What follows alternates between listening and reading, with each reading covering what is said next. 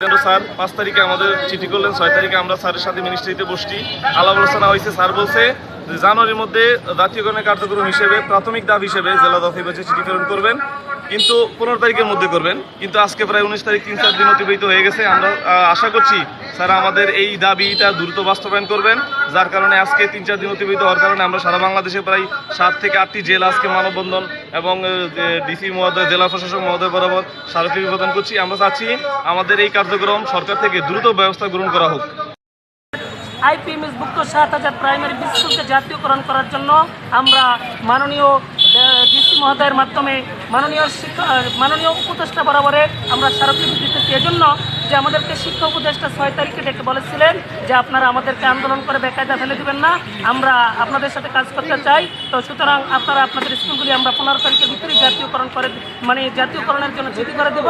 আপনারা আশ্বস্ত হয় মাঠে ফিরে যান। তখন এই কথার পরিপ্রেক্ষিতে আমরা মাঠে ফিরে এসে আমরা আবারও 3-4 দিন সময় অতিবাহিত হয়ে যাওয়ার কারণেই আমরা আজকে আবারও মাঠে নামতে বাধ্য হয়েছি। আমরা চাই না যাতে আমাদেরকে মাঠে রাজনীতিতে আমাদের ভোলা সহ আমরা 7 জেলায় আজকে মানববন্ধন করতেছি।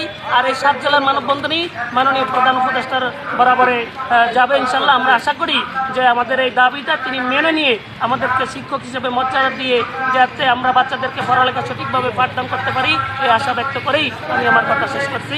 সালাম আলাইকুম। আমরা শিক্ষকতা বেসরকারি প্রাইমারি শিক্ষকতাভাবে প্রতিষ্ঠানগুলো চালিয়ে যাচ্ছি এবং 13 সাল থেকে এই পর্যন্ত ঘোষণা করা হয়েছে যে 26,000 মতো প্রাইমারি জাতীয়করণ করা হবে। কিন্তু দ্বিতীয় ধাপের আমাদের প্রায় অল্প কিছু প্রাইমারি ভাগ্যক্রমে আমাদের বাদ পড়ে গেছে, কিন্তু আজও পর্যন্ত ওই প্রাইমারি স্কুলগুলো জাতীয়করণ করা হয় নাই। আমরা অনেক কষ্ট করে এ পর্যন্ত স্কুলগুলোতে পাঠদান দিয়ে আসছি এবং জাতীয়করণ করা হয় না। আমাদেরকে খেয়ে না খেয়ে পাঠদান করতে হয় এবং স্কুল প্রতিষ্ঠানগুলোতে আমাদের কোনো সুযোগ সুবিধা দেওয়া হয় না।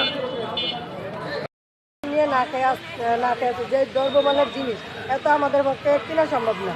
আর আমাদের বেতন নাই, আমাকেও আসে আমরা পোলাবেন করে যদি পরিশ্রম করে যদি পোলাবেনের যদি মাস শেষে বেতনটা না পাই, তাহলে আমাদের পোলাবেনের আমরা কীভাবে শিক্ষা দিব, কীভাবে আমাকে নিজে চলবো।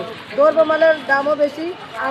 আমরা চাই যে আমরা তো কষ্ট করে যে যত শিক্ষার্থীরা এই জায়গায় দাঁড়ানো আছি, আমরা চাই আমাদের স্কুলগুলো জাতীয় গ্রহণ করুক আর সরকারি প্রতিষ্ঠান মতন চালিয়ে যাক। আর যত শিক্ষার্থীরা আছে তাদের বেতন